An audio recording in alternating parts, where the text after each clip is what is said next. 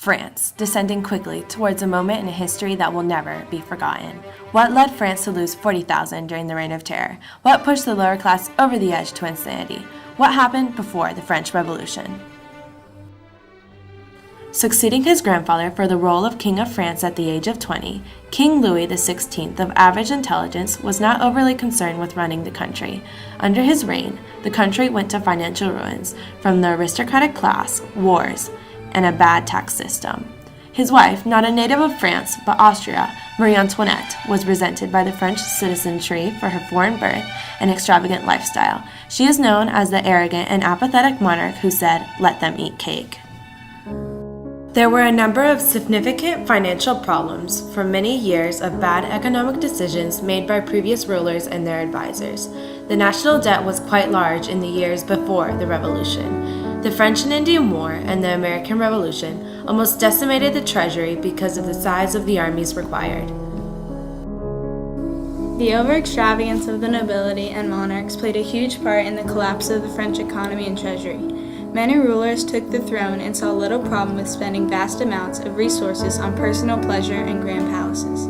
These rulers did not have a group of legislatures or advisors that had any real power, and thus the finances of France were left to the decisions of the monarchs and nobility. King Louis XVI built a giant palace called Versailles, which was a testament to unchecked spending, with vast amounts of gold decorating the interior, which used over 7 to 10% of the national treasury. The tax system has always been a problem for France. Even the higher classes who were exempt from taxes were complaining in the cahiers that they needed to contribute into the society. The Third Estate claimed, "No order, corporation, or individual citizen may lay claim to any financial exemptions," while even the upper classes stated, "After the establishment of the new taxes, which shall be paid by the three orders, the present exemptional method of collecting from the clergy shall be done away with," also stating that, since all Frenchmen receive the same advantage from the government and are equally interested in its maintenance, they ought to be placed upon the same footing in the matter of taxation. All three estates complained about the absurd tax system, which led King Louis XVI to call his States General on May 5, 1789, which hadn't been called for 375 years in 1614. The Estates General is composed of three estates.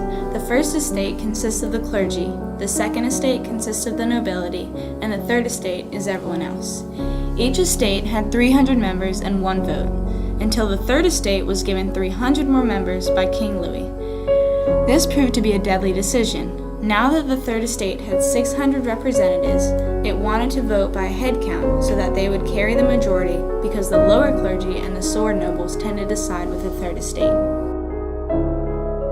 They spent 1 month deciding how to vote, causing King Louis XVI to lock out the Third Estate from a meeting, leading to the Tennis Court Oath, the formation of the National Assembly, and, in August of 1789, the creation of the Declaration of the Rights of Man and the Citizen. This is the start of the French Revolution.